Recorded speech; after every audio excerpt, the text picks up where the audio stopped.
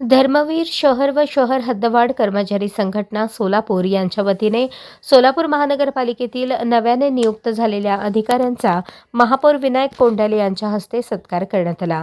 यावेळी सहाय्यक आयुक्तपदी निवड झालेल्या युवराज गाडेकर व विनोद कुलकर्णी तसेच उपायुक्तपदी नियुक्त झालेले गिरीश पंडित, जिल्हाधिकारी कार्यालयात सहाय्यक आयुक्तपदी नियुक्त झालेल्या आशिष लोकरे यांचा पुष्पगुच्छ व शाल देऊन गौरव करण्यात आला।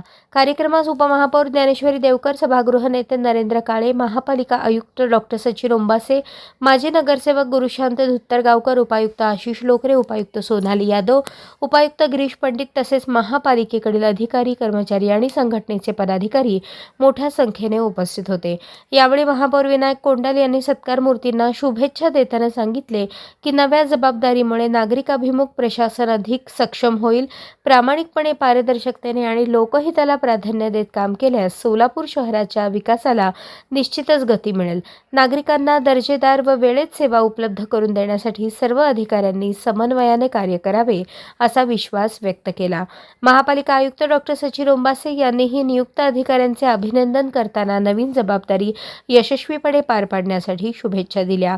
त्यांनी प्रशासनातील कार्यक्षमता, शिस्त आणि लोकाभिमुख सेवा यावर भर देत सर्व अधिकाऱ्यांनी संघभावनेने काम करण्याचे आवाहन केले।